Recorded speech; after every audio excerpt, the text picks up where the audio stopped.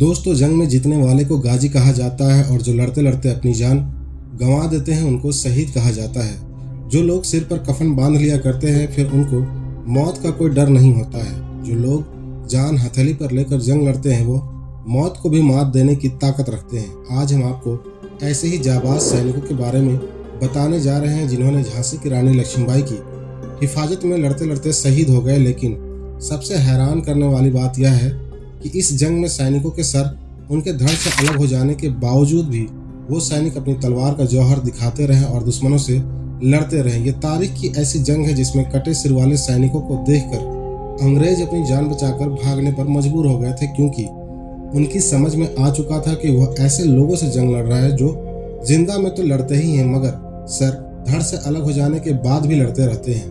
दोस्तों, क्या आपको पता है कि झांसी की रानी लक्ष्मीबाई का एक भाई भी था जो धर्म से एक मुसलमान था?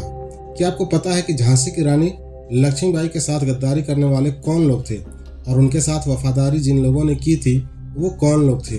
आज हम आपको तारीख के पन्नों को पलटकर ऐसी ही सच्ची दास्तान सुनाने जा रहे हैं जिनका ताल्लुक है आपसे और हमसे, जिनका ताल्लुक है बीते कल से। बताएंगे आपको और भी बहुत कुछ, लेकिन उससे पहले अगर अभी तक आपने हमारे चैनल को सब्सक्राइब नहीं किया है तो जल्दी से चैनल को सब्सक्राइब करके बेल आइकन जरूर दबा लें। चमक उठी सन 57 में वह तलवार पुरानी थी, बूंदेले हर बोलो के मुंह हमने सुनी कहानी थी। खूब लड़ी मर्दानी वह तो झांसी वाली रानी थी। भारत के इतिहास में झांसी की रानी लक्ष्मीबाई की बहादुरी की सबसे बेहतरीन कविता यही मानी जाती है जिसे हम लोग बचपन से ही सुनते आ रहे हैं। लेकिन क्या आपको पता है कि लक्ष्मीबाई ने जब अंग्रेजों से लोहा लिया था तब उनके साथ गद्दारी करने वाले कौन थे और मरते दम तक जिन्होंने उनका साथ दिया था वो कौन लोग थे? क्या आप जानते हैं कि रानी लक्ष्मीबाई का अंतिम संस्कार करने वाला भी एक मुसलमान ही था? क्या आपको पता है कि झांसी की रानी लक्ष्मीबाई की हिफाजत करने के लिए पठानों की एक बड़ी सेना भी आई थी जो सर कटने के बाद भी अंग्रेजों से लड़ते रहे? इस बारे में आपको हम तफसील से बताने जा रहे हैं, लेकिन पहले इस बात का जानना जरूरी है कि रानी के साथ किसने दिया और किसने गद्दारी की। दरअसल देसी रियासतों को ब्रिटिश राज्य में मिलाने की अंग्रेजी शासकों की नीति की वजह से तत्कालीन वायसराय लॉर्ड डलहौजी ने दामोदर राव को रानी लक्ष्मीबाई का गोद लिया हुआ बेटा मानने से इनकार कर दिया, यानी उन्होंने दामोदर राव को झांसी का वारिस मानने से इनकार कर दिया और झांसी के कुछ गद्दार सैनिकों की मदद से अंग्रेजों ने झांसी पर हमला कर दिया। उस वक्त अंग्रेजों से लड़ाई के दौरान ग्वालियर के महाराजा सिंधिया ने रानी लक्ष्मीबाई का साथ नहीं दिया, बल्कि वह झांसी की रानी के खिलाफ। महारानी लक्ष्मीबाई ने ऐसे मुश्किल वक्त में बांदा के नवाब अली बहादुर को राखी भेजकर मदद मांगी थी। बहन की राखी की लाज निभाने के लिए नवाब अली बहादुर द्वितीय ने 10,000 सैनिकों के साथ अंग्रेजों के खिलाफ जंग लड़ने के लिए झांसी पहुंच गए थे।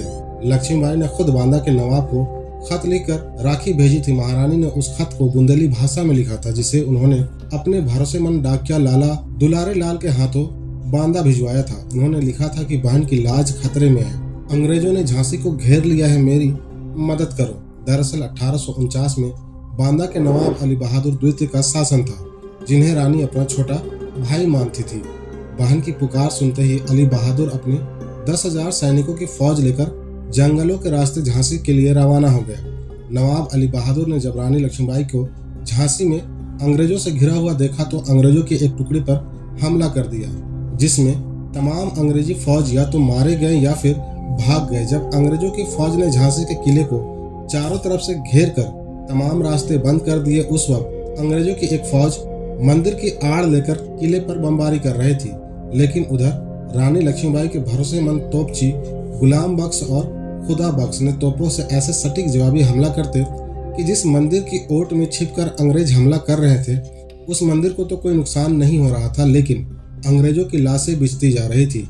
जब तक जिंदा रहे दोनों ने अंग्रेजों के छक्के छुड़ा दिए और जब लड़ते लड़ते शहीद हो गए तो दोनों को रानी ने पूरे सम्मान के साथ किले के अंदर ही दफन करवाई। झांसी की रानी ने भानपुर के राजा अरिदमन सिंह को भी मदद के लिए ऐसे ही पत्र भेजा था। अरिदमन सिंह ने नवाब की फौज में शामिल होकर मुंहबोली बहन लक्ष्मीबाई की मदद की थी। बांदा के नवाब अली बहादुर बाजीराव पेशवा और मस्तानी के वंशज थे।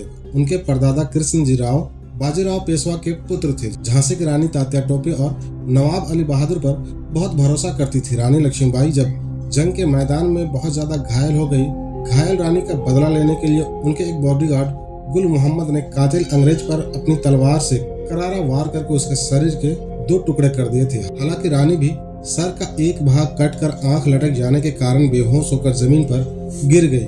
गुल मोहम्मद ने जीते जी रानी से वफादारी की और ऐसी हालत में भी कि जब रानी शहीद हो गई उन्होंने अपना फर्ज निभाया। गुल मोहम्मद ने वीरांगना की लाश को बाबा गंगादास की कुटिया के करीब घास के ढेर पर रखकर चिता को अग्नि दी। उस समय गुल मोहम्मद के साथ वहाँ रघुनाथ से भी मौजूद थे।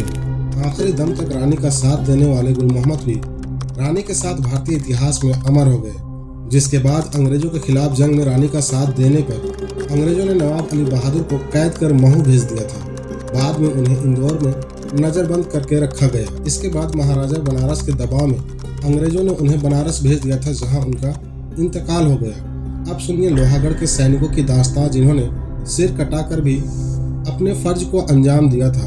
अंग्रेजों ने लोहागढ़ के राजा को भी अपनी गुलामी कबूल करने के लिए खत लिखा था, लेकिन लोहागढ़ के राजा ने अंग्रेजों की गुलामी कबूल करने से इनकार कर दिया। झांसी के किले पर अंग्रेजों का कब्जा हो जाने के बाद रानी लक्ष्मीबाई कालपी की ओर बढ़ रही थी और अंग्रेज सैनिक उनका पीछा कर रहे थे।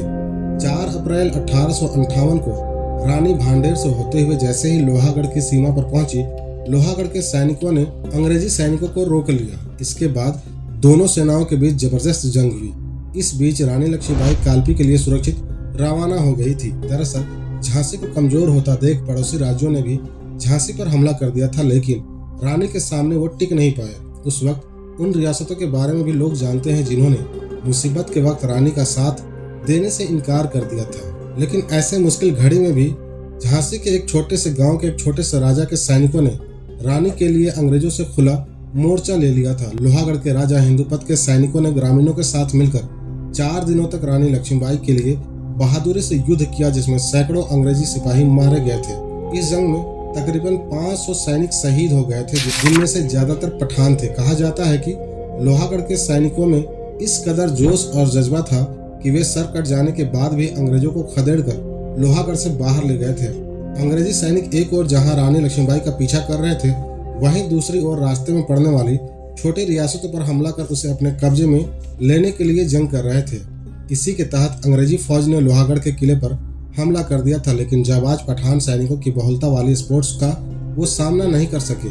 सैकड़ों की तादाद में अंग्रेजी सिपाही मारे गए और लोहागढ़ के 500 सैनिकों ने अपनी जान की कुर्बानी दी थी। मरने वाले सैनिकों में सभी जातियां शामिल थी, लेकिन सबसे ज्यादा तादाद पठानों की थी। लोहागढ़ की लड़ाई में शहीदों के वंशज अशरफ खान बताते हैं कि नूर खान और रजाक खान 2 भाई थे जो लोहागढ़ की सेना में शामिल थे। इन दोनों शहीदों के मजार आज भी गांव में ही बनी हुई है, जिस पर हर साल लोग आते हैं और यहाँ पर एक सालाना जलसा भी होता है। यह वह गाजी है जिन्होंने अंग्रेजों को खदेड़ दिया, लड़ते लड़ते शहादत का जाम पी लिया, लेकिन सिर कटने के बाद भी लड़ते रहे, जिसे देखकर अंग्रेज भी खौफ खा गए। दरअसल भारत छोटे छोटे राजवंशों में बटा हुआ था। राजाओं के लिए उनकी रियासत ही उनका देश था। अगर राज्यों में एकता होती तो देश कब का आजाद हो गया होता, लेकिन अंग्रेजों के लालच ने इन राज्यों को इतना अंधा कर दिया था कि वह जंग में भी अंग्रेजों का बढ़ चढ़ करके साथ देने लगे थे। वरना 1857 की जंग ही अंग्रेजों को भारत छोड़ने पर मजबूर कर देता। कई ऐसी जंगे राजाओं ने अंग्रेजों के साथ मिलकर भारतीय राजाओं के खिलाफ लड़ी, जिन राजाओं और बादशाहों ने अंग्रेजों के आगे सिर झुकाने से इनकार कर दिया था। लेकिन तात्या टोपे, बांदा के नवाब अली बहादुर, अरिमर्द सिंह और अपना सिर कटाने वाले लोहागढ़ के सैनिक हमेशा इतिहास में याद रखे जाएंगे, जिन्होंने ना तो अंग्रेजों की दलाली खाई और ना ही उनकी गुलामी कबूल की। और चलते चलते आखिर में शायर लुधियानवी ने क्या खूब फरमाया है, हम अमन चाहते हैं मगर जुल्म के खिलाफ, हम अमन चाहते हैं मगर जुल्म के खिलाफ, अगर जंग लाजमी है तो फिर जंग ही सही। आज के अपने वीडियो को हम यहीं पर खत्म करते हैं। आप झांसी की रानी लक्ष्मीबाई और उनका साथ देने वाले बहादुर सैनिकों के बारे में क्या सोचते हैं, कमेंट करके जरूर बताएं। अगर वीडियो पसंद आई हो तो वीडियो को लाइक करके दोस्तों के साथ भी जरूर शेयर कर दें, और अगर अभी तक आपने हमारे चैनल को सब्सक्राइब नहीं किया है तो जल्दी से सब्सक्राइब कर ले और बेल आइकन जरूर प्रेस कर ले। अल्लाह हाफिज।